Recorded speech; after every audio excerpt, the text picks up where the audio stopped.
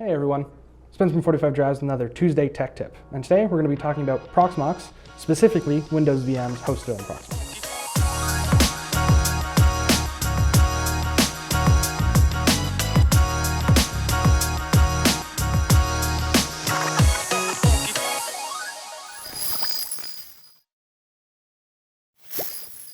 So, Windows VMs on Proxmox. As some of you may know, traditionally they either perform very poorly or not at all, depending on your setup.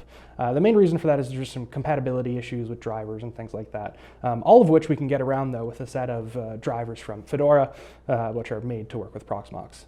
So what we're going to cover today is just how to get those drivers, where to get them.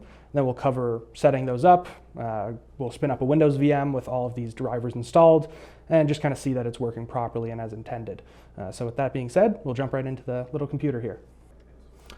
All right, so we're back in my Proxmox environment. Again, the exact same Proxmox environment, test prox 1, 2, and 3. And we're going to be creating our Windows VMs today. Before we can really do that though, I just want to get the virtualization drivers actually installed on this machine. So to do that, we'll just select my little ISO's storage here, just being serviced by an SMB share. We'll click download from URL, and then I will give it the URL of the driver I want to install, query that URL, and it'll pick up that I'm installing this virtualization win.iso. Just click download.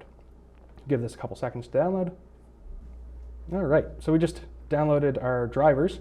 So this is a ISO that we're actually going to be mounting as like a CD-ROM drive onto our Windows VMs in order to install these drivers off of that ISO.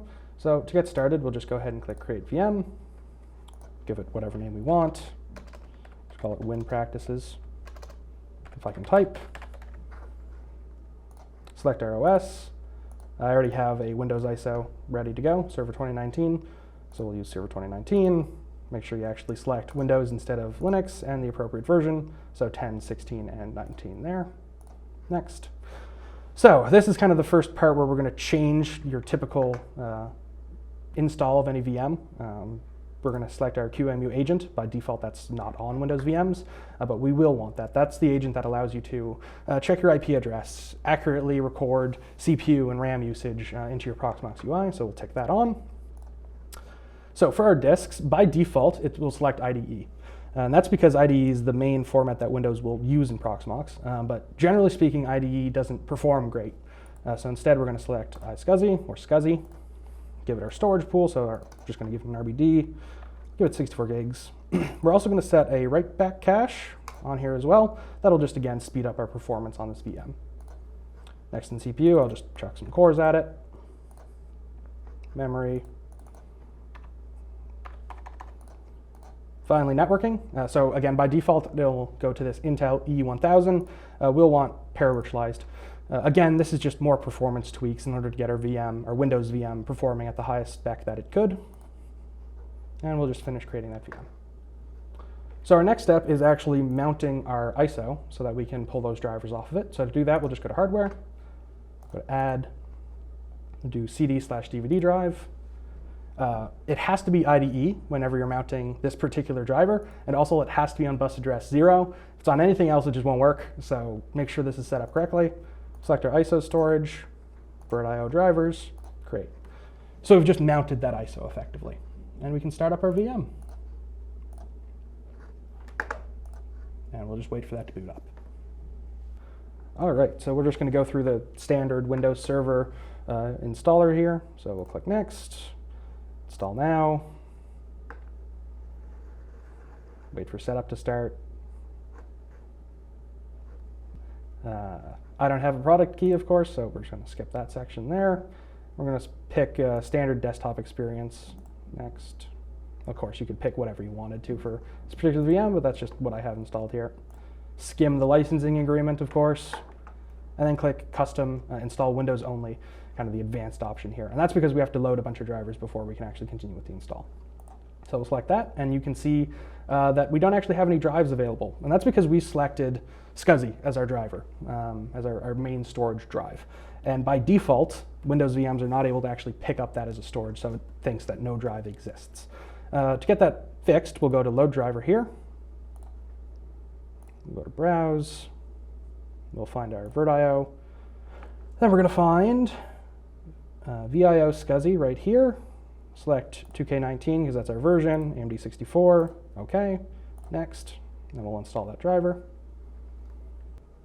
And as you can see, our drive now shows up because we actually have the storage driver that allows that to be a valid storage point.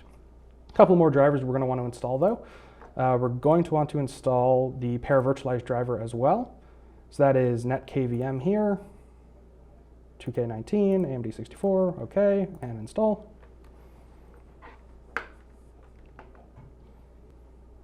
And the last driver we're going to want to install for now anyways is just to fix kind of a issue with RAM in Proxmox and Windows VMs where it kind of balloons out your RAM. So we're just going to select 2K19 again on this balloon driver, AMD 64, okay, and next. And that will install the last driver. All right, and now that we have all of our drivers installed, or at least the ones that we can install before boot, we'll go ahead and select next here and begin our Windows install. Okay, so we're now in our Windows Server 2019 desktop here. So we're going to install our QEMU agent driver next. So earlier we ticked the button to allow QEMU, but there's no actual driver to handle that communication yet. So we're going to install that by just going to our File Explorer, this PC. You can see there our virtio driver is still present, guest agent there, and then the QEMU i38 right there, preparing to install. Oop, not 32-bit, this is 64-bit Windows, this one instead. And we'll just give this some time to install. And this will allow us to see our IP address from Proxmox's summary page, as well as more accurate reporting of the CPU and RAM usage. So that driver just installed there. Another good thing to do is just kind of make sure everything is actually installed afterwards. So in the root directory of that ISO that we mounted, there is a virtio WinGTX64. We're just going to run that, and that'll just make sure that everything that we need installed has actually installed correctly. Let's go through next, accept licensing agreement, of course. All that is fine, and then install. So that'll install every driver essentially, and just make sure that we didn't miss anything. And finish. And we'll just give the machine a reboot, and we should be good to go. Restart, continue. Okay, so we're back in our VM after our reboot. All of our drivers have installed correctly. So we're now kind of back at the point where our VM should be of a relatively high performance standard, or as well as we're going to get a Windows Server desktop environment to run on my very woefully underspec Proxmox server. But yeah, we'll call it there, and we'll get some more videos for Proxmox in the near future. Alrighty, so we got our VM stood up with all the appropriate drivers. We're now in a point where we can use this Windows VM in kind of a production sense at a much higher performance spec. So that's pretty much it for this video. We'll see you guys next time.